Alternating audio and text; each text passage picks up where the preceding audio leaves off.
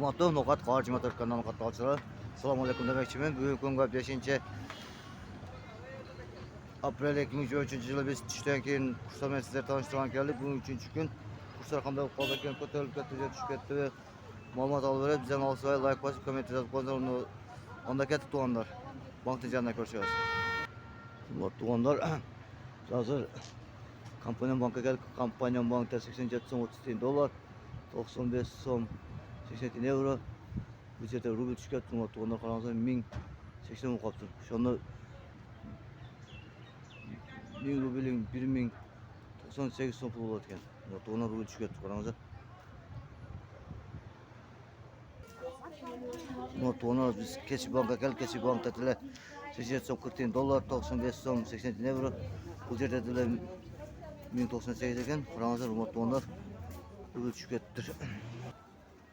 Hurmatli tuğanlar, biz hozir Bakay banka geldik. Bakay bankda 87 so'm 42 tiyin dollar, 96 so'm 20 tiyin euro. Bu yerda 1.95 ekan. Qarangizlar, 1095 ekan. Hurmatli tuğanlar, Aziya banka keldik. Aziya bankda tile 87 so'm 40 tiyin dollar, 96 so'm euro, 1098 ekan. Bu yerda tile hurmatli tuğanlar rubl tushib ketdi.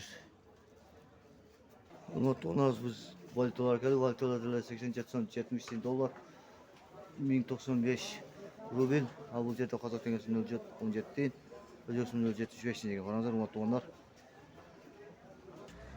Hurmatli tuğanlar, biz hozir Ekoslamga keldik. Ekoslamga 87 so'm 40 tiyin dollar, 95 so'm 80 tiyin euro. Bu yerda tile 1098 ekan rubl. Hurmatli tuğanlar, qarangizlar. Hurmatli No'xat Xabar 24 kanal qatnashchilari, tutqanlar o'zingizlar qabul qilsin. O'zim atimdan jana No'xat Xabar 24 kanalining atidan sizlarga tutqanlar o'zingizlar qabul bo'lsin demoqchimiz. Shu bilan birga rubl tushib ketdi. Hurmatli tuğanlar, sabr qilamiz. Xudo ko'tarib qolsin deymiz. Like bosib, kommentar yozib qo'yinglar. Hurmatli tuğanlar, bizdan olishda. Ertaga ko'rishishadi. Cho'nglar omon bo'linglar.